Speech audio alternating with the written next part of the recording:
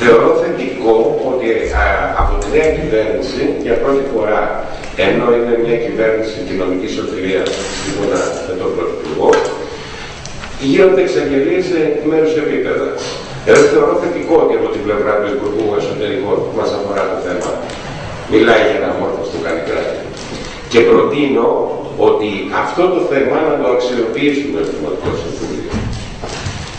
Μία μικρή και ειδική συνεδρίαση του Δημοτικού Συμβουλίου εν ώψη αλλαγών στην αυτοδιοίκηση.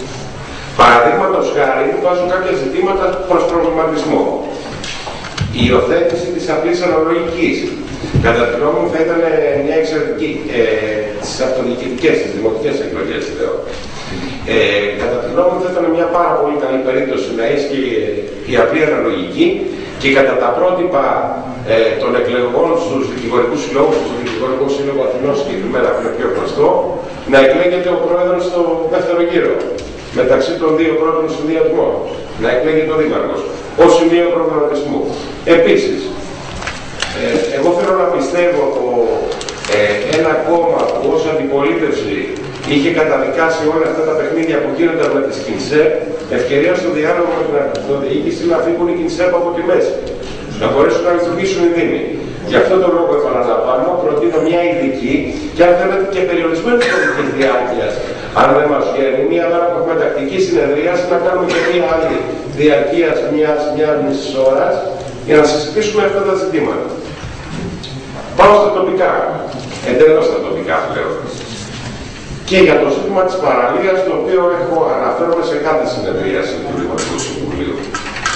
Θεωρώ το γεγονός, θα μας δοθεί την ευκαιρία και κατά τη συζήτηση των θεμάτων στη συνέχεια να το αναπτύξουμε, το γεγονός ότι φεύγει η εκδήλωση του χαρταετού της Καθαράς Δευτέρας από την πλευρά της παραλίας και πάει στον χώρο που πάει, σε αυτό το χώρο που είμαστε έτσι κάτι μισοσυγενείς, μισοδιοκτήτες κλπ.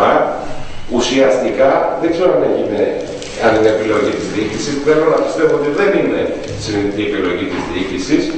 Ουσιαστικά ένα χώρο που μαχόμαστε για την αξιοποίησή του δεν φεύγουμε στη μοναδική προγραμματισμένη εκδήλωση που κάνουμε τον χρόνο. Δεν φεύγουμε με τίποτα. Για να μην πω στα περιορισμένα ζητήματα ότι πάμε σε ένα περιορισμένο χώρο με θέματα ούτε χαρταετοί μπορούν να πετάξουν εκεί καλά κλπ. Αλλά αυτά θα τα πούμε στη συνέχεια. Πρέπει να δούμε συνολικά την ιστορία των Τζιζιφιών. Οι Τζιζιφιές είναι απομονωμένες από την υπόλοιπη Καλυθέα. Και είναι μέγα σφάλμα. Μέγα σφάλμα χωρίς να υπάρχει κάποιος λόγος. Δεν είναι η Καλυθέα πολίτες δύο κατηγοριών και ξέρουν περισσότερο που με γνωρίζουν ότι δεν είναι Τζιζιφιώτες που το λέω αυτά, αλλά έχουν μια συνολική αντίληψη για την Καλυθέα. Ένα άλλο ζήτημα που έχω να θίξω είναι ότι από την πλευρά του Ικάρου Καλυθέας διαρκώς γίνονται παράπονα σε σχέση με τις ώρες, με τα γυμναστήρια κτλ. Αν θέλετε, κάντε μία διαβούλευση εκ νέου με τις ομάδες να δούμε αυτά τα ζητήματα. Κάντε το όμως και να είναι οι παρατάξεις εκεί όλοι να συμμετέχουν όλοι. Είναι θέμα βοήθειας και αν υπάρχει κάποιος άλλος λόγος. Ξέρει η διοίκηση. Επίσης ένα άλλο, κύριε Πρόεδρε, απευθύνω περισσότερο προς τη λειτουργία του Δημοτικού Συμβουλίου. Είμαστε 5,5 μήνες εδώ. Μία φορά δεν έχουμε κάνει πρακτικά. Δεν έχουμε δει να δημοσιεύονται κάπου. Δεν έχουμε δει να βιντεοσκοπούν τις συνεδριάσεις. Γιατί σήμερα, καλά δεν λέω σήμερα. Δεν μπορώ να καταλάβω γιατί είναι αυτό. Δηλαδή και τόσο καιρό το έχω κάνει και ιδιωτικά την κουβέντα. Δηλαδή, αναγκάζομαι να την κάνω δημόσια. 5,5 μήνες δεν έχουμε πάρει πρακτικά στα χέρια μας. Υπάρχουν κάποια κονδύλια που φέρνουν για αυτά. Τι πάνε, δηλαδή εργάζονται και γίνονται πηγαίνουν πρακτικά. Είναι σαν να μην υπάρχουν. Ευχαριστώ πολύ. Σώμα να προσδιορίσει σε ένα κείμενο, εάν μπορεί,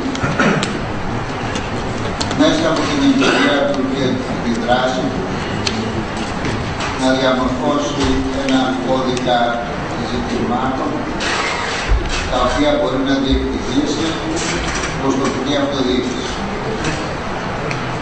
Τα ζητήματα που εμπλέκονται με την τοπική